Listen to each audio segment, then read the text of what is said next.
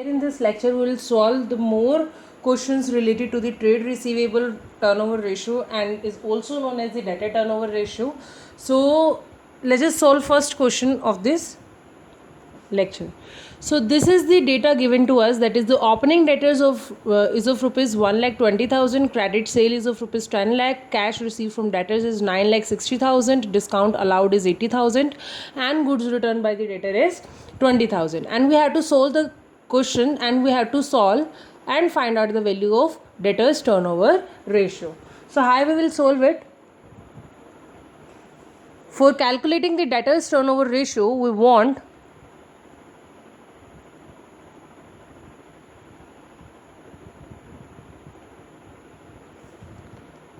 credit sale divided by average debtors, है ना. तो अब नेट क्रेडिट सेल निकालने के लिए हम क्या करेंगे, हमारे पास क्या दे रखे हैं, हमें क्रेडिट सेल दे रखी है 10 लाख रुपीज़ एंड हमें क्या दे रखा है, goods return by the debtors, जो कि हमारा क्या होता है, सेल्स रिटर्न. इसे हम क्या बोलते हैं, सेल रिटर्न बोलते हैं. तो नेट क्रेडिट सेल हम कैसे फाइंड आउट करेंगे, credit sale minus sales return. तो 10 lakh minus 20,000, that is 9,80,000 is the net credit sale. Now we have to calculate the value of average debtors, and for calculating the value of average debtors we want opening debtors plus closing debtors divided by 2. But here in this question we have only opening debtors value, that is 1,20,000, and we have to calculate the value of closing debtors, and for calculating the closing debtors we want opening debtors plus credit sale minus cash received from the debtors, क्योंकि वो तो हमें क्या हो गया, receive हो गया, तो हम उसे क्या करेंगे, माइनस करेंगे. तो यहाँ पर हमने वो cash receive from the debtors हमने क्या कर दिया, माइनस कर दिया. अब जो डिस्काउंट आपने अलाउ किया है वो भी आपको क्या करना पड़ेगा, माइनस करना पड़ेगा. एंड बचा क्या हमारा, सेल्स रिटर्न, वो भी हम क्या करेंगे, इसमें से डिडक्ट करेंगे. Now the opening debtors is 1,20,000 plus credit sale is 10 lakh minus cash receive is 9,60,000, discount allowed is 80,000 and 20,000 is of sales return. So the value of the closing debtors is 60,000. Now we have to calculate the average debtors, and for calculating the average debtors we want the opening debtors, that is 1,20,000 plus 60,000 divided by 2.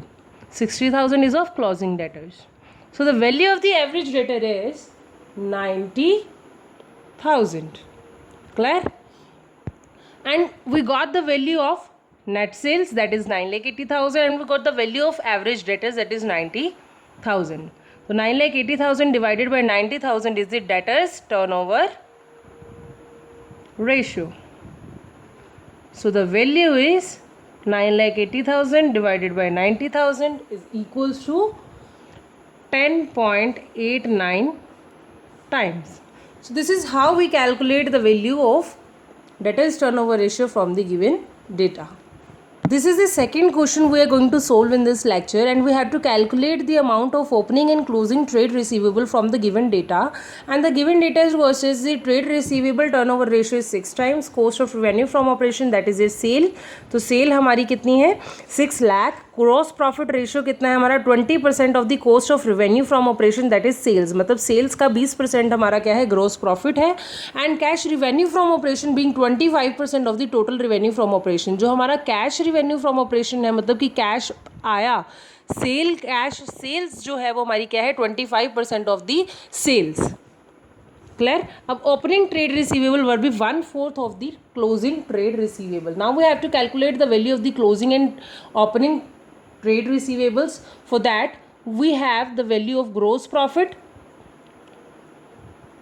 वो कैसे निकलेगी, 6 लाख का हमें क्या करना है, 20% करना है. 6 लाख का 20% इज 1,20,000. अब हमें क्या करना है, उसका टोटल रेवेन्यू फ्रॉम ऑपरेशन निकालना है. Total revenue from operation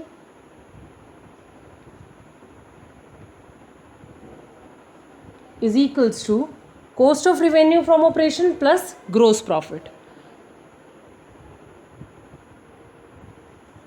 Cost of revenue from operations plus gross profit. And the cost of revenue from operation is 6 lakh and the value of the gross profit is 1,20,000. So the value of the total revenue is 7,20,000. Now we have to calculate the value of credit revenue from operation, because for calculating the trade receivable turnover ratio we want only the credit sales. तो credit sales हम किस तरह से निकालेंगे? Total sales जो है हमारी, या कि जैसे कि टोटल रेवेन्यू फ्रॉम ऑपरेशन, तो टोटल रेवेन्यू फ्रॉम ऑपरेशंस में से क्या करेंगे हम,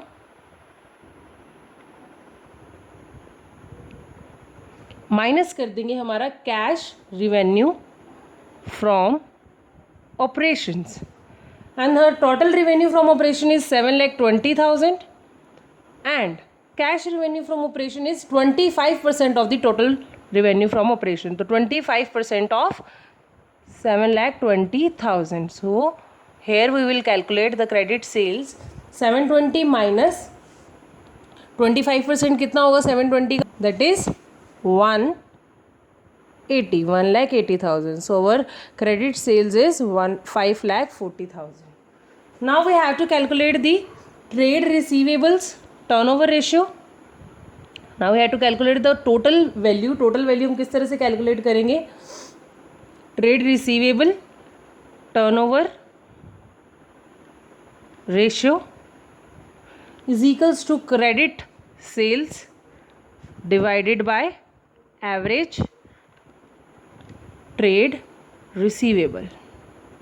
सो यहाँ से हमारी एवरेज ट्रेड रिसीवेबल की वैल्यू आ जाएगी, because we have trade receivable turnover ratio and credit sale also. तो वो हम कैसे निकालेंगे? हमारा जो ट्रेड रिसीवेबल टर्नओवर रेशियो क्या है? 6 टाइम्स. क्रेडिट सेल हमारी कितनी है? 5,40,000. And we have to calculate the value of average trade receivable. For that average trade receivable is equals to 5,40,000 divided by 6. तो इसकी वैल्यू कितनी आ जाएगी? 90,000. So here we have to calculate the value of total of opening and closing trade receivables. तो opening और closing trade receivable हम कैसे निकालते हैं इसकी वैल्यू? एवरेज ट्रेड रिसीवेबल की वैल्यू कैसे निकालते थे? Opening trade receivable plus closing trade receivable divide by 2 करते थे. यहाँ पर डिवाइड बाई 2 करते थे, तो यहाँ पर हम क्या कर देंगे? मल्टीप्लाई कर देंगे 2 के साथ. तो 90,000 into 2 is equals to opening TR plus closing TR. So the value is 1,80,000. अब उन्होंने ऊपर हमें क्वेश्चन के अंदर उन्होंने क्या बोला है कि हमारा जो ओपनिंग ट्रेड रिसीवेबल है वो 1/4 है किसका? क्लोजिंग ट्रेड रिसीवेबल का. 1/4 है मतलब कि 1/4 भाग है किसका? क्लोजिंग ट्रेड रिसीवेबल का. तो मतलब कि 1/5 की फॉर्म में होगा. तो यहाँ पर हम क्या निकालेंगे? ओपनिंग TR किस तरह से निकालेंगे? 1,80,000 का 1/5 that is 36,000. And closing TR किस तरह से निकलेगा? 1,80,000 का 4/5. 4/5 करेंगे तो कितना आएगा? 144,000. This is how we calculate the opening and closing trade receivable from trade receivable turnover ratio. Thank you so much.